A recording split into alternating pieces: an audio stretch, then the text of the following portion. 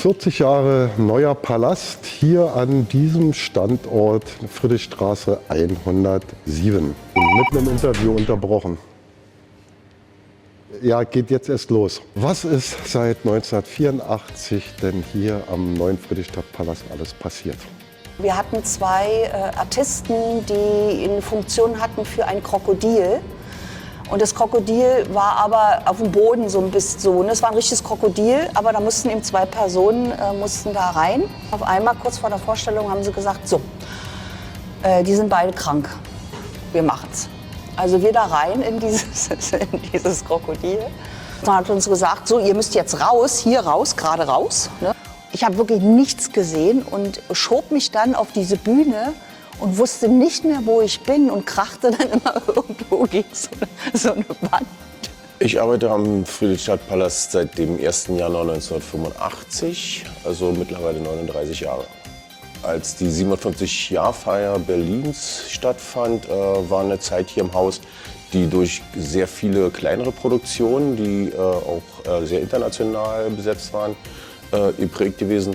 Unter anderem gab es ein Konzert von Udo Jürgens, der Produktionsleiter, die das ganze Set mitgebracht haben. Und so sagte er dann irgendwo, ja, zwei Kollegen, die da sind, stellt euch mal hin und baut mal den Flügel zusammen. Da war eine große Kiste, da haben wir die Kiste aufgemacht und sind bald rückwärts umgefallen, weil da war dieser gläserne Flügel von Udo Jürgens drin. Und wir, zwei Jungs sozusagen, sollten halt diesen gläsernen Flügel zusammenbauen und auf die Bühne stellen. Und das war für uns schon ein Kuriosum, weil man hätte ja nie im Leben gedacht, dass man den mal irgendwo in die Finger bekommt. Als wir es soweit fertig hatten und abends die Produktion ging, bin nach Hause gegangen, hatte das Gefühl, ich hätte gerade für die Stones das Olympiastadion klar gemacht. Ich arbeite seit Mai 1983 am Friedrichstadtpalast. Ich habe damals noch als Filmvorführer gearbeitet. 1987 war hier große Parteigala im Haus, ich glaube 40 Jahre SED. Wir mussten damals extra Filmmaschinen auf der Rückseite vom Haus, also eine Rückpro, einbauen, weil großer Parteitagsfilm oder großer Film abgespielt werden sollte. Wir waren dort hinten im Raum. Das Kommando von der Regie kam, Film ab. Die Antwort kam dann spontan, Film ist ab. Film ist ab deswegen, weil der Film in dem Moment uns gerissen ist. Jedenfalls brach in dem Moment die Hölle los. Ja, der Raum hinten bei uns füllte sich vom Direktor bis Staatssicherheit, bis Polizei, bis alle möglichen Regiekräfte, weil uns natürlich sofort Sabotageakt unterstellt wurde. Was wir gemacht haben, wurde alles beschlagnahmt. Wir mussten im ersten Moment lachen.